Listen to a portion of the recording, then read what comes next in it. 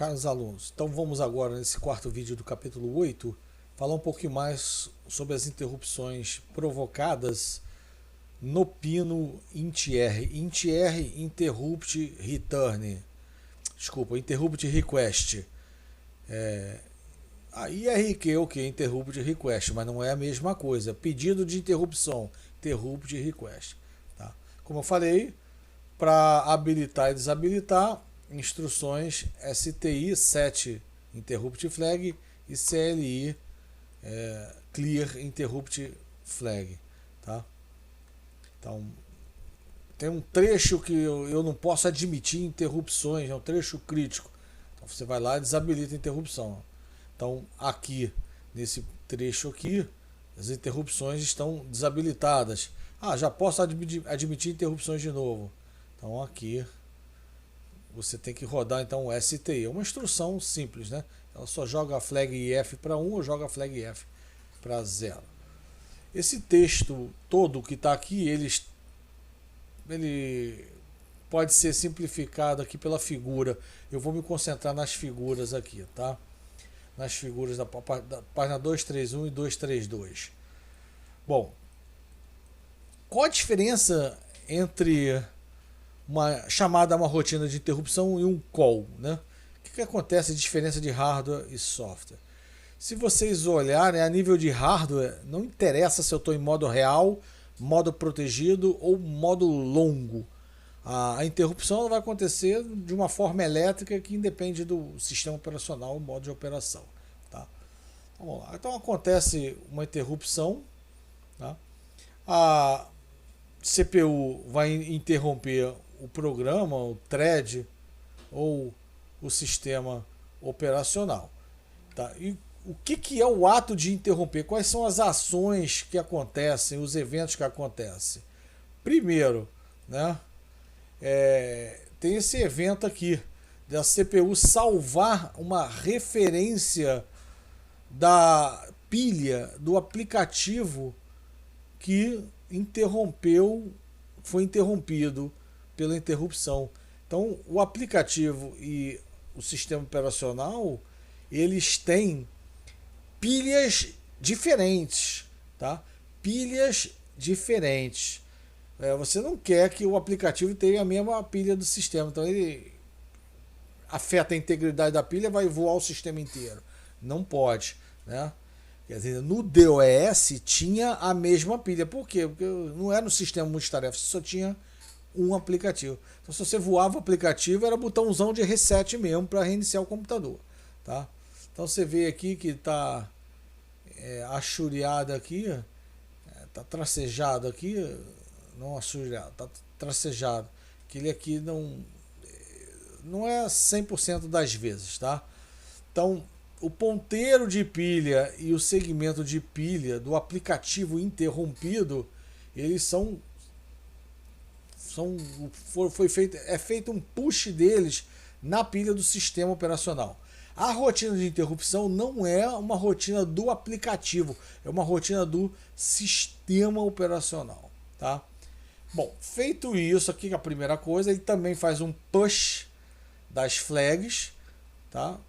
Do registrador de flags, um push do endereço de interrupções, do endereço de retorno após as interrupções serem executadas. Então, da mesma forma como você, quando faz um call, não faz um push do endereço de retorno, aqui você vai fazer um push do endereço de retorno. Aqui é o endereço de retorno de quem? Do aplicativo que foi interrompido. Então faz um push do endereço de retorno. E desabilita novas interrupções. Tá? Eu falo de interrupções incluindo aquela exceção de trap flag também. Então, claro, uma interrupção não pode acontecer dentro da outra, a menos que você explicitamente volte a permitir que você... O que é isso aqui, desabilitar novas interrupções? É fazer isso aqui, ó. É fazer o IF receber 0. Tá? Você faz o IF receber 0. Você pode fazer isso dentro da rotina de interrupção, porque isso aqui é feito automaticamente. Você pode reabilitar fazendo IF igual a 1. IF igual a 1. dentro da rotina de interrupção, através de um STI. Mas se você não fizer, as interrupções estão desabilitadas. Isso aqui vai ser feito quando você voltar e der um pop nas flags. Vai ser um pop. Como a rotina, as interrupções estavam habilitadas, o IF era 1 quando aconteceu a interrupção.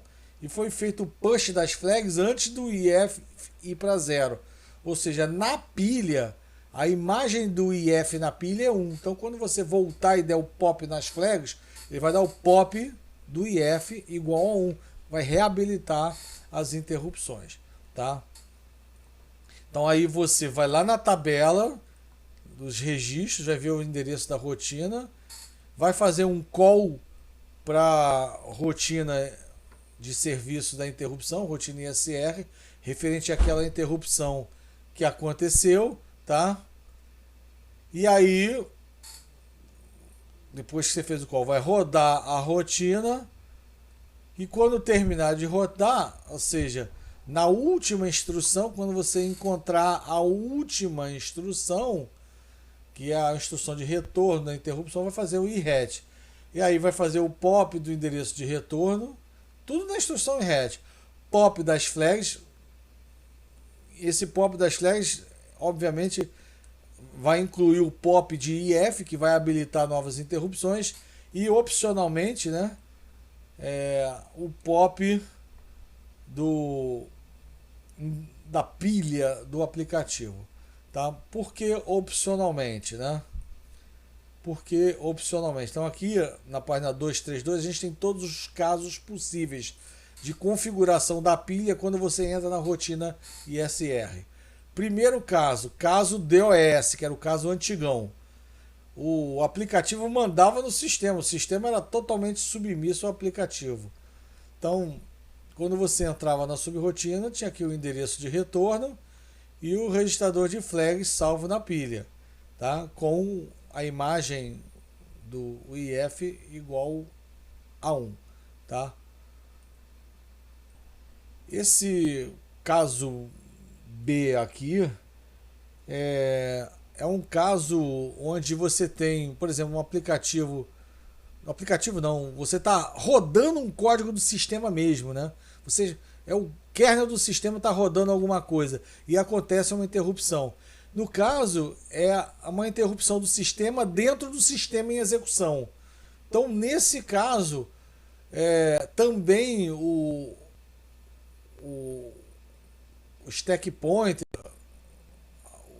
os dados da pilha do aplicativo não são salvos. Então são salvos apenas o endereço de retorno, tá? E o registrador de flags, no caso agora de 32 bits. Isso aqui é uma interrupção do sistema rodando no próprio sistema, né? Esse aqui, por exemplo, é um caso genérico aqui. A gente rodando um aplicativo de 32 bits, um aplicativo... Bom, eu tive que dar uma pausa aqui que aconteceu um probleminha aqui em casa. Então, eu estava falando sobre essa configuração C, é a configuração normal de um aplicativo de 32 bits. Então, vocês percebem que quando acontece uma interrupção e eu estou rodando um aplicativo, a primeira coisa que é salvo na pilha é a referência de pilha do aplicativo. Referência de pilha do aplicativo, né? O stack pointer de retorno e o segmento de pilha de retorno. E depois o tradicional, tá?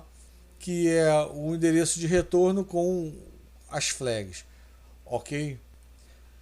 Já em sistemas na configuração de 64 bits, o que a AMD fez, né?